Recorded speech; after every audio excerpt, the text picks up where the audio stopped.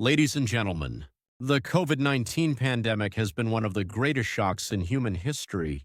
At first, vaccines were welcomed as a symbol of hope, but as time went on, stories of side effects and long-term complications began to emerge all over the world. Today, I want to share with you not only what has happened in Korea, but also in Europe and the United States.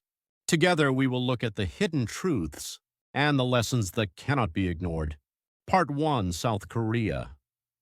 The Documentary Investigative Report. 7. In Korea, a powerful documentary titled Investigative Report. 7 shed light on this issue. For public awareness in South Korea, more than 2,000 people have died from vaccine side effects, and the number of those injured is still untracked. One man became paralyzed in all 4 limbs.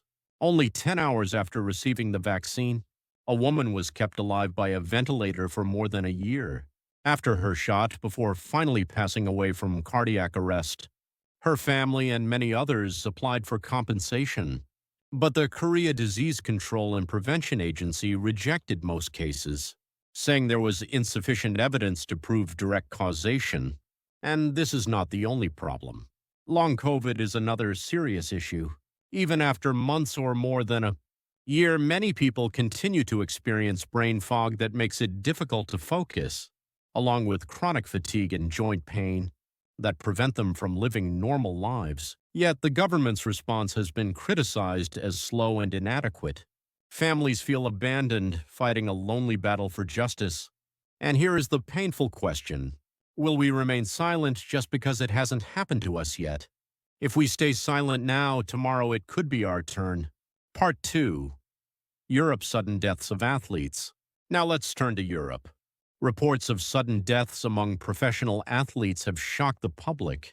According to multiple news sources, during the pandemic, around 600 athletes died, unexpectedly many from sudden cardiac arrest.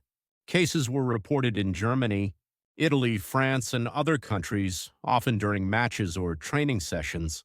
Think about it. Young, healthy athletes collapsing on the field. How devastating must it be for their families? Experts are asking why these incidents have clustered within such a short time frame.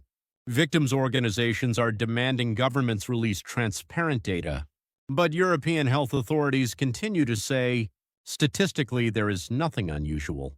The conflict between grieving families and governments grows deeper, and the question remains, if these were your children, would you accept silence as an answer? Part 3. The United States, VAERS, and Long COVID.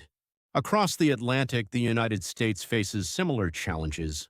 The CDC's own system, VAERS vaccine, Adverse Event Reporting System, has recorded hundreds of thousands of adverse events. Among them are severe cases, myocarditis, blood clots, and neurological damage. Studies show a sharp rise in heart-related side effects, particularly among young men. And just like in Korea, millions of Americans are suffering from long COVID, breathing difficulties, memory loss, anxiety, and depression.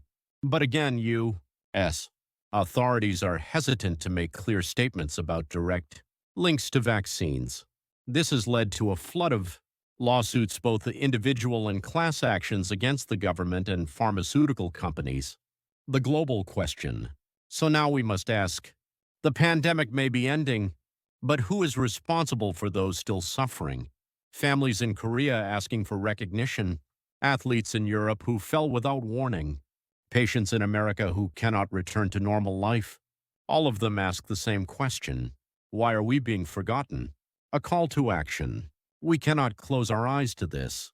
The vaccine brought hope, but transparency about side effects and long-term consequences is equally important. It is the duty of governments and societies to investigate and to support victims. Some doctors even warn that spike proteins produced in the body could act like a biological weapon, triggering cancer or other diseases in the future.